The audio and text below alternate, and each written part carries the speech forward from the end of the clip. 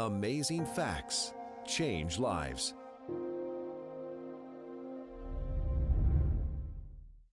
My life was in turmoil.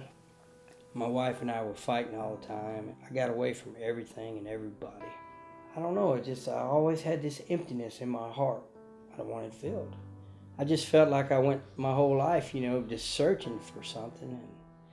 And my father died, and that ruined me a lot. My father didn't believe in suicide, and I didn't want to live, but rather than disrespect him, I decided I would just become so mean that someone else would do it to me and I wouldn't have to. So I joined the Army, thinking, what better place to get killed than in the Army?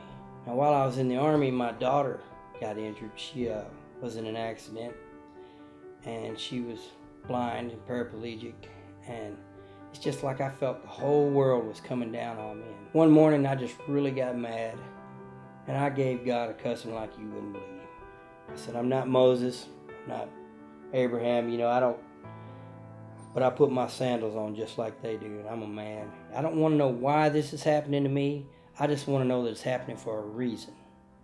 If you tell me right now that this is all for a reason, then you can stack it on me from here to the end of time, and I will never complain again. And that little TV came on. It had been sitting there just static all night long.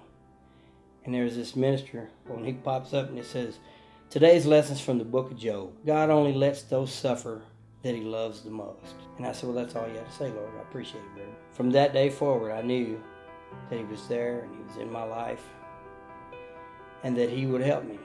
I went to prison just almost immediately after that. I was in prison for aggravated assault.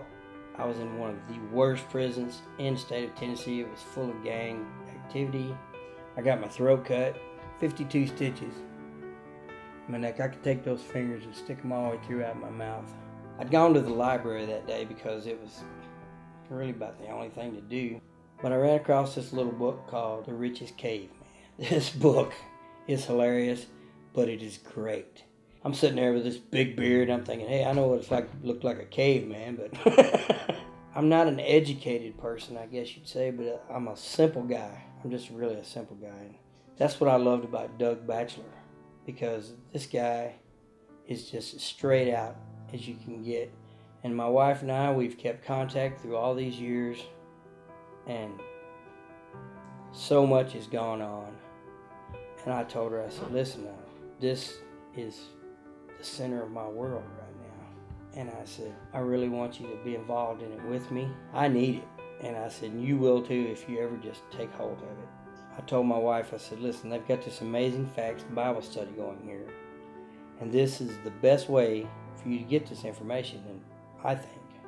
I said, because it's broken down and they give you questions and to make you look for these things, so it's not anyone telling you. You find it on your own, and they teach you to actually use the Bible. She was there faithfully every Wednesday until we decided, she wanted to be baptized also. She saw it coming around. The choice was made, and October the 4th, 2014, my wife and I, we were baptized in the water at the same time, and we started our walk together, I guess you'd say. I went through everything that a man could possibly go through, I guess. From marital trouble, loss of family members, death in my family. My children were harmed, and my daughter was handicapped for life. I went to prison, but still, I kept my word to God that he could stack it on me as much as he wanted. And I'd never question him again, and I didn't.